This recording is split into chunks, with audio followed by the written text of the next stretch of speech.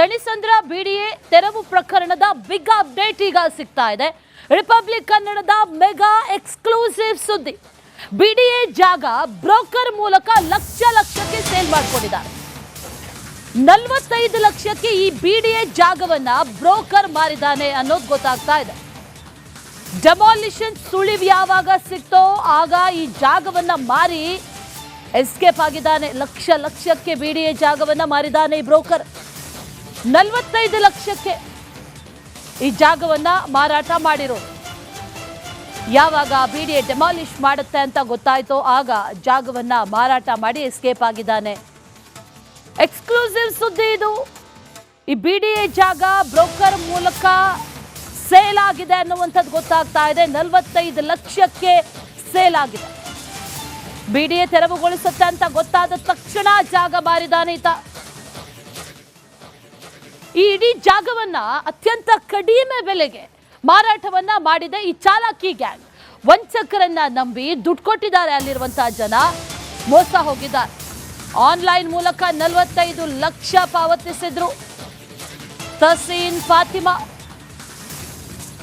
ಫಾತಿಮಾ ಖಾನ್ಗೆ ಈಗ 45 ಲಕ್ಷ ರೂಪಾಯಿ ಮೋಸ ಆಗಿದೆ. ಆನ್ಲೈನ್ ಮೂಲಕ 45 ಲಕ್ಷ ಪಾವತಿ ಮಾಡ್ತಾರೆ. ಕಡಿಮೆ ಬೆಲೆಗೆ ಯಾಕೆ ಮಾರಾಟ ಅಂತ ತಹಸೀನ್ ಪ್ರಶ್ನೆ ಮಾಡ್ತಾರೆ. ಮಗನ ವಿದ್ಯಾಭ್ಯಾಸಕ್ಕೆ ವಿದೇಶಕ್ಕೆ ಕಳಿಸ್ಬೇಕು ಅಂತ ಗ್ಯಾಂಗ್ ಸಬೂಬ್ ಕೊಡೋದು. ಇದನ್ನ ನಂಬಿ ಇದ್ರೂ ಇರಬಹುದು ಅಂತ ಅವರನ್ನು ನಂಬಿ 45 ಲಕ್ಷ ಆನ್ಲೈನ್ ಪೇಮೆಂಟ್ ಕೂಡ ಮಾಡಿಬಿಡ್ತಾರೆ. ತಹಸೀನ್ 45 ಲಕ್ಷ ಕೊಟ್ಟು ಆ ಜಾಗವನ್ನ ಖರೀದಿ ಕೂಡ ಮಾಡಿರ್ತಾರೆ. ಈಗ 3 ವಿರುದ್ಧ FIR ದಾಖಲಾಗಿದೆ. ಈ ಬ್ರೋಕರ್ ಅದರ ಜೊತೆಯಲ್ಲಿ ಒಂದಷ್ಟು ಜನರ ಕಾಂಟ್ಯಾಕ್ಟ್ಸ್ ಇತ್ತು ತಹಸೀನ್ಗೆ. ಅವರ ವಿರುದ್ಧ ಈಗ ದೂರು ದಾಖಲಾಗಿದೆ. FIR ಕಾಪಿಯನ್ನ ಗಮನಿಸ್ತಾ ಇದ್ದೀವಿ. ಬಿಡಿಎ ಜಾಗವನ್ನ ಲಕ್ಷಕ್ಕೆ ಈತ ಸೇಲ್ ಮಾಡಿರೋದು. ಈಗ ಬಿಡಿಎ ಒತ್ತುವರಿ ತೆರವು ಮಾಡಿಕೊಂಡಿದೆ. ನಾವು ಈ ಜಾಗವನ್ನ ಖರೀದಿ ಮಾಡಿದ್ದೀವಿ, ನಮ್ಮ ಹತ್ರ ಪೇಪರ್ಸ್ ಇದೆ, ದಾಖಲೆಗಳಿದೆ, ಅದು ಹೇಗೆ ತೆರವು ಮಾಡ್ತೀರಾ ಅನ್ನುವಂಥದ್ದು ಈ ನಿವಾಸಿಗಳ ಪ್ರಶ್ನೆ. ಅದನ್ನ ಡಾಕ್ಯುಮೆಂಟ್ ವೆರಿಫೈ ಮಾಡುವಂತಹ ಸಂದರ್ಭದಲ್ಲಿ ಗೊತ್ತಾಗಿರೋದು ಬಿಡಿಎ ಜಾಗ ಈತ ಅತ್ಯಂತ ಕಡಿಮೆ ಬೆಲೆಗೆ ಮಾರಾಟ ಮಾಡಿರೋದು. 45 ಲಕ್ಷಕ್ಕೆ ಬ್ರೋಕರ್ ಸೇಲ್ ಮಾಡಿದ್ದಾನೆ. ಆ ಬ್ರೋಕರ್ ವಿರುದ್ಧ ಈಗ FIR ದಾಖಲಾಗಿದೆ. 3 ವಿರುದ್ಧ ಈಗ ಕೇಸ್ ದಾಖಲಾಗಿದೆ ಅನ್ನುವಂಥ ಮಾಹಿತಿ ಲಭ್ಯ ಆಗ್ತಾ ಇದೆ.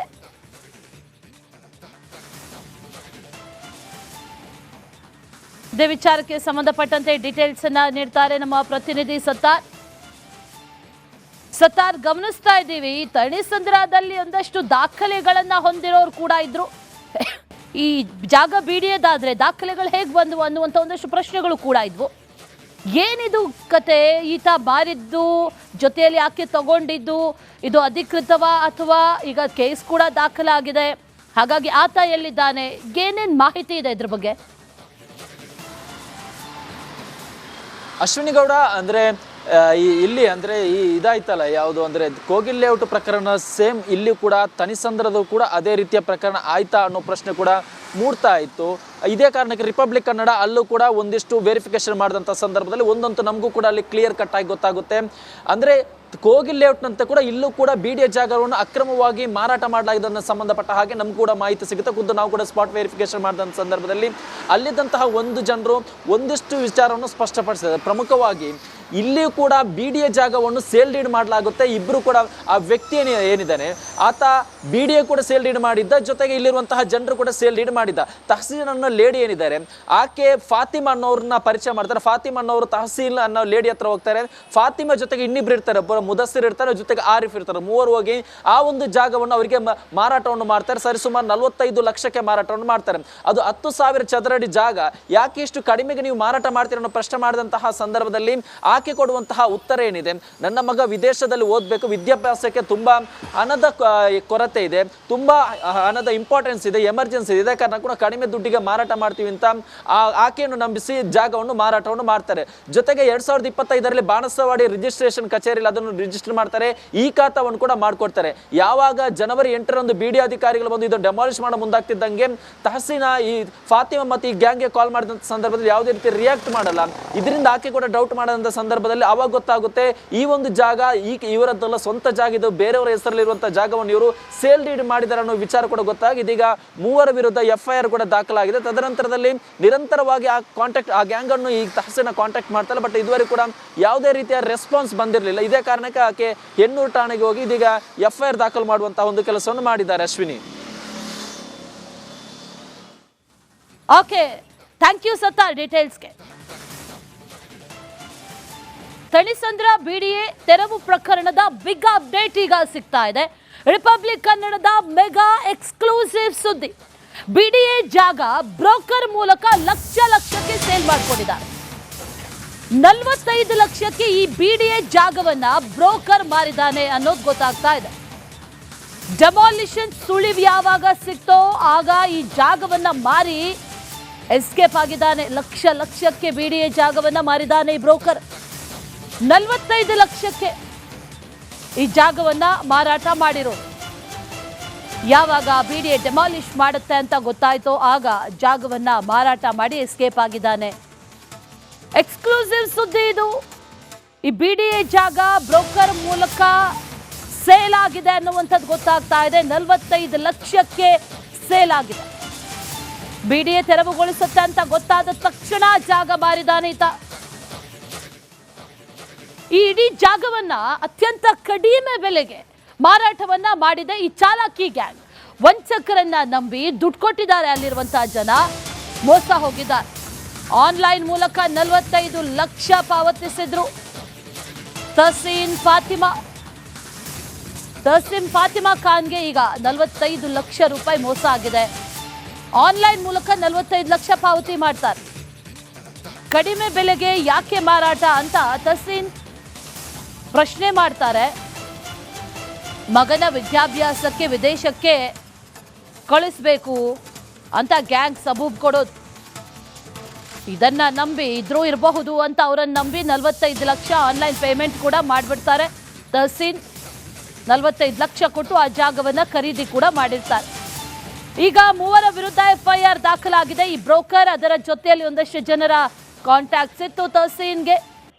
ಅವರ ವಿರುದ್ಧ ಈಗ ದೂರು ದಾಖಲಾಗಿದೆ. FIR ಕಾಪಿಯನ್ನ ಗಮನಿಸ್ತಾ ಇದ್ದೀವಿ.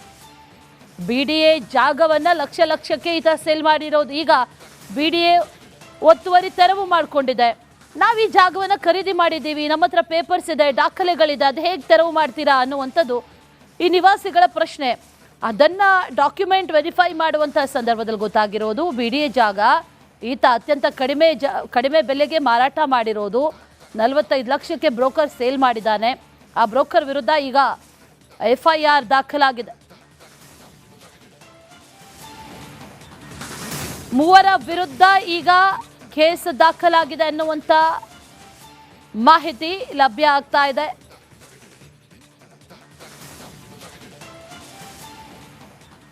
ಇದೇ ವಿಚಾರಕ್ಕೆ ಸಂಬಂಧಪಟ್ಟಂತೆ ಡೀಟೇಲ್ಸ್ ಅನ್ನ ನೀಡ್ತಾರೆ ನಮ್ಮ ಪ್ರತಿನಿಧಿ ಸತ್ತಾರ್.